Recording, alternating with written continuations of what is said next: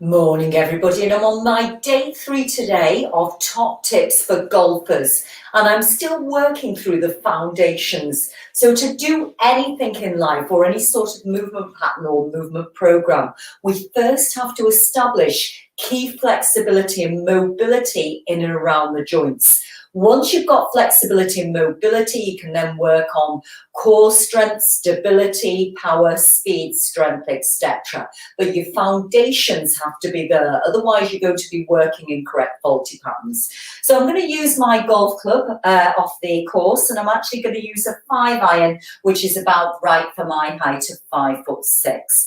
And I'm going to work on the squat pattern today. And the squat pattern is essential for golf because it works on ankle flexion, knee flexion, hip flexion, and we want to think of the 3 points connecting to the spine. So if you look at my spine, I want to think of the head touching the spine, in between the shoulder blades touching the spine, and also the sacrum touching the spine. Now, I don't know whether you can see sideways. You should be able to fit one hand in between my lumbar spine, and I'm a little bit lordotic, so I could probably fit 2. So that means when I'm doing any sort of movement patterns, I'm going to compensate in areas which are weak and compensate in areas which are tight. So it's getting a balance between hypermobility and hypomobility. So I'm going to start this squat. So for me, wider than shoulder width apart with the feet about 15 degrees turned out. And all I'm going to do is stick that bottom out. Now I'm only going to go as far as I can, keeping the 3 points of connection, and slowly come up. And I'm just going to drop to go down. Now, when you're trying to keep the 3 points of connection, you won't get as much depth. And remember, everybody's squat pattern is different. There is no right or wrong. You look at the person, look at their hips, look at their body, look at the structures, and look how you can best improve to the best of their ability. Just a few more, and this is probably the hardest thing I'm going to do this week.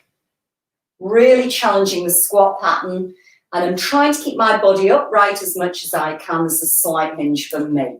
So key points today, everybody, is to remember mobility and flexibility first, no matter what your movement pattern is, whether you're a golfer, etc. People have said to me, if the straw's not broke, or if the camel's, not broke, why fix it? Well, the best possible body you have, and in the most optimal health, the better results you're going to have for any sort of sport and anything in life.